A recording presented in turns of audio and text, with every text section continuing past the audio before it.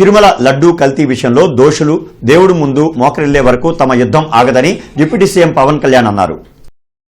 ఉండవల్లిలో కూటమి నేతల సమావేశం అనంతరం డిప్యూటీ సీఎం పవన్ కళ్యాణ్ మీడియాతో మాట్లాడారు. లడ్డూ తయారీ విషయంలో అసలు నెయ్యి వాడలేదని, అన్ని రిపోర్టుల్లో బయటపడిందని, వైసీపీ నేతలకు ఎక్కడా క్లీన్ చిట్ ఇవ్వలేదని చెప్పారు. సాధారణంగా వ్యక్తులు, వర్గాలపై కక్షలు ఉంటాయని, వైసీపీ నేతలు మాత్రం దేవుడిపైనే పగపెట్టుకున్నారని విమర్శించారు. వీళ్ళు భగవంతుడి మీద పగబెట్టారు. 7 కొండల స్వామి మీద పగ ఉంది. ఈ రోజు పగ కాదు, ఏం పగో నాకు అర్థం కాదు. 7 కొండలు అంటాం, 7 కొండలు ఎందుకు, నీకు 2 కొండలు చాలు. భగవంతుడి మీద పగ ఏంటి? ఎవరికైనా వ్యక్తిగతంగా వర్గాల మీద పగ ఉండొచ్చు, ప్రత్యర్థి మీద పగ ఉండొచ్చు, కానీ విచిత్రంగా వీళ్ళు భగవంతుడి మీద పగబెట్టారు. మేము ఆ కోణం నుంచి నాకు అనిపించింది దీన్ని కరెక్ట్ చేయాలి. నేను ఎందుకంటే నేను మాట్లాడేటప్పుడు మేము చాలా ఒళ్ళు దగ్గర పెట్టుకొని మాట్లాడతాం. ఎందుకంటే వీల్ ఫేస్ ద కాన్సిక్వెన్స్ మాకు తెలుసు. ఎక్కడా కూడా సిబిఐ కానీ ఎక్కడ క్లీన్ చిట్ ఇవ్వలేదు. అలాగే national dairy development board very క్లియర్గా చెప్పింది, దీంట్లో ఫిష్ ఆయిల్, అలా గొడ్డు కొవ్వు, పంది కొవ్వు, ఇవన్నీ లాడ్, ఇవి ఉండే అవకాశాలు ఉన్నాయి. చాలా స్పష్టంగా వాళ్ళు ఇచ్చారు. అడ్డగోలుగా మాట్లాడితే, ఎందుకంటే వీళ్ళకి ఏ రోజు కూడా ఈ ధర్మం మీద వాళ్ళకి గౌరవం లేదు. పైగా ఈ దొరికిన వాళ్ళు ఛార్జ్ షీట్లు మీకు చూస్తే, మనకి తెలిసిన పేర్లన్నీ చూస్తే ఇందులో ఎక్కడ మతానికి సంబంధం లేదు. ఇది భోలేనాథ్ బాబా కానీ మిగతా ఏ డైరీ మీరు చూసినా కానీ వీళ్ళు ప్రిడామినెంట్లీ దర్ ఆల్ హిందూస్. దీంట్లో అసలు మతానికి కానీ, దీంట్లో ఒక ఇస్లాంకి సంబంధించిన వ్యక్తులు కానీ, లేదంటే మన క్రిస్టియన్ సంబంధించిన వ్యక్తులు అసలు ఎక్కడ సంబంధం లేదు. ప్యూర్లీ మాట్లాడుతున్నాం హిందువుల గురించే మాట్లాడుతున్నాం ఇక్కడ. So there is no question of other religions here. ఈ ప్రభుత్వం, గత ప్రభుత్వం విషయంలో కూడా మేము ఏం మాట్లాడుతున్నాం అంటే, they never have respect for the traditions and ధర్మ ఆఫ్ దిస్ ల్యాండ్. అది చాలా ఆబ్వియస్గా చాలా మనకు తెలుస్తూ ఉంది. దాంట్లో భాగంగానే వీళ్ళు అదే చేశారు. చూసి ఈరోజు మాట్లాడి క్షమాపణ అడగకుండా తప్పు జరిగిపోయింది. మేము ఇందాక మా కేశవ్ గారు చెప్పినట్టుగా ఒక తెలియక చేస్తే పొరపాటు, తెలిసి చేస్తే తప్పు, కనీసం తప్పులు జరిగినాయి అది కూడా చెప్పకపోగా మమ్మల్ని క్షమించమని అడుగుతున్నారు. నేను ఒకటే చెప్తున్నాను, భగవంతుని మీద పగబట్టుకున్నవాడు సర్వనాశనం అయిపోతాడు తప్ప ఎవడు బతికిన దాఖలాలు లేవు, గుర్తుపెట్టుకున్నారు. ఎందుకంటే ఇది ఫెయిత్కి సంబంధించింది. చాలా స్పష్టంగా, చాలా క్లియర్గా సిబిఐ దాంట్లో మీరు కల్తీల మీరు అసలు నెయ్యి లేని దాంతో మీరు లడ్డూలు చేసి, దాంట్లో మీరు ఇందాక చెప్పిన గ్లిజరైడ్స్ ఇవన్నీ ఉన్నాయి కదండి. దానికి మీకు ఒక రికార్డ్ చెప్తాను. 2019 నుంచి 2025 వరకు మీకు కనీసం ఒక నువ్వుల నూనె 180 రూపాయల నుంచి 268 రూపాయలు ఉండేది కనీసం 26కి ఈ రోజుకి.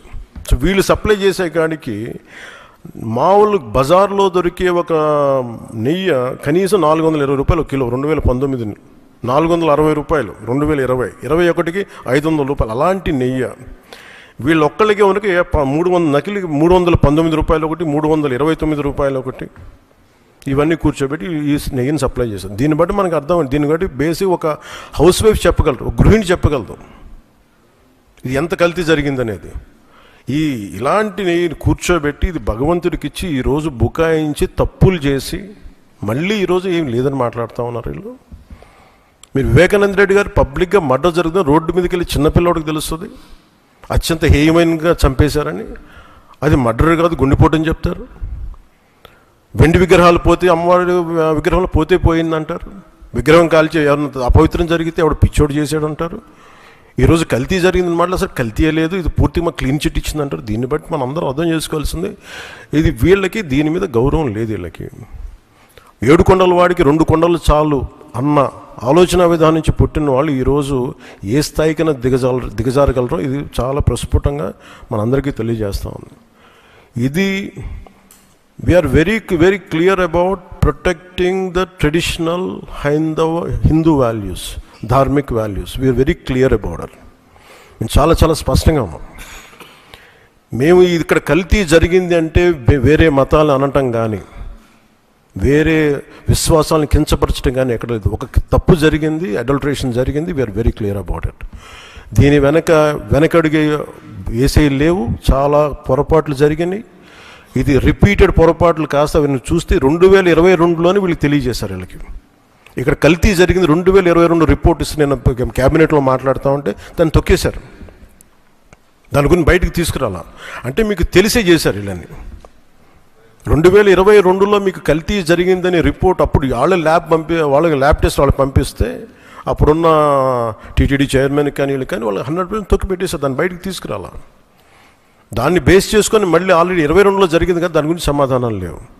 ఇవన్నీ తెలిసి కూడా మీరు అయోధ్యకి కల్తీ లడ్డులు పంపించారు. మీరు ఇది విశ్వాసాల మీద మీరు కొడుతున్న దెబ్బ. ఇది మీ ఆలోచన ఏంటి అది అనేది మీరు తెలుసుకోవాలి. అందుకే మీరు భగవంతుని మీద పగ పెట్టుకున్నవాడు ఎవడైనా సరే, 7 కొండల వాడి మీద పగ పెట్టుకున్నాడు ఎవరైనా సరే మట్టి కరిచిపోతారు తప్ప, మీరు ఇలా బుకాయించుకొని చేసిన తప్పులు క్షమాపణ వేడుకోండి తప్ప మీరు కూర్చోబెట్టి మేము క్షమాపణ, మీరు భగవంతుడికి మీరు క్షమాపణ చెప్పాలి, 7 కొండల వాడికి మీరు క్షమాపణ చెప్పాలి.